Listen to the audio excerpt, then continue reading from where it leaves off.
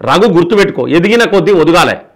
మనం ఎక్కడి నుంచి వచ్చినాం, మన పరిస్థితి ఏంటిది, ఇవన్నీ దృష్టిలో పెట్టుకొని జర మెదుగుతే మంచిది. నేనైతే క్లియర్గా స్మూత్గా చెప్తున్నా, ఎందుకంటే నీ మీద మాకు ఎటువంటి కోపం లేదు. నువ్వు మాట్లాడేది ఏదైతే డిప్లొమాటిక్గా బీజేపీని టార్గెట్ చేసినట్టు మాట్లాడితే మా నాయకులు ఊకుంటారు కావచ్చు, నేను ఊకోను.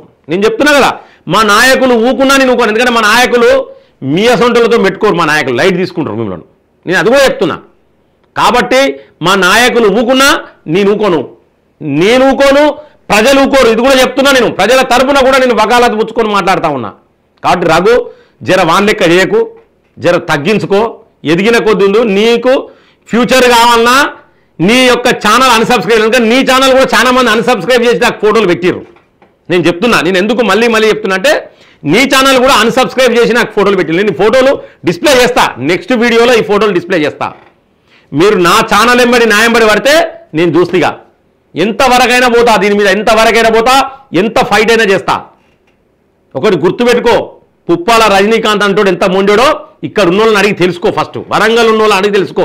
మీకు వరంగల్ టీం ఉన్నది కదా, ల్యాండ్ సెటిల్ చేసిర్రు అని ఏముందో మల్లిగాడు ల్యాండ్ సెటిల్ చేసిన అవని అడిగి తెలుసుకో. చెప్తాడు పుప్పాల రజనీకాంత్ అంటే నీతి నిజాయితే. మీరేదో బురద చల్లుతాం మసిబుత్తం అంటే ఫస్ట్ నాకు మసిబుయ్యాలన్నా, నా మీద బురద చల్లాలన్నా ఫస్ట్ మీ చెయ్యికే అంటుతుంది. తస్మాత్ జాగ్రత్త అని చెప్తానా, హెచ్చరిస్తా ఉన్నా. దయచేసి రఘు నీకైతే రిక్వెస్ట్ చేస్తా ఉన్నా, నువ్వు వాన్ లెక్క ఖరాబ్ కాకు, భారతీయ జనతా పార్టీకి జొలి ఓ. Thank you so much.